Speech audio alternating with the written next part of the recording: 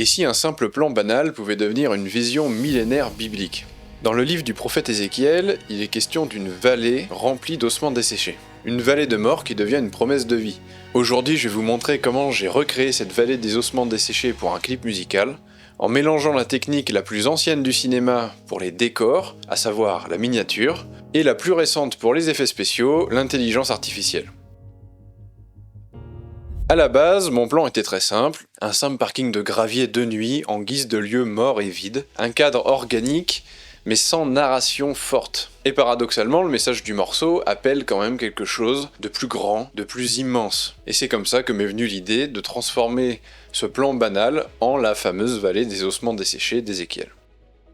Alors avant même de parler d'intelligence artificielle, il y a eu un retour aux bases, un retour à ce que le cinéma a toujours fait pour créer des mondes, à savoir la maquette miniature. J'ai commencé par façonner la vallée à la main avec de l'argile et du marc de café pour sculpter, on va dire, les reliefs du sol, et puis des blocs de schiste pour donner cette grandeur sèche, cassante, de la vallée et avoir ce creux, cette vallée, un lieu sans vie, sans souffle. Et la maquette a été globalement assez vite montée et j'ai pu filmer mes scènes pour y intégrer mon chanteur, et ensuite en plaçant ma lumière de façon à obtenir une cohérence entre les deux plans. Cette étape elle est essentielle parce que la maquette vient vraiment donner cette réalité physique au décor. Voilà, la manière dont les ombres et la lumière vont venir s'y poser naturellement, ça va donner toute la crédibilité à ce décor qu'on va filmer comme si c'était un grand plan de montagne.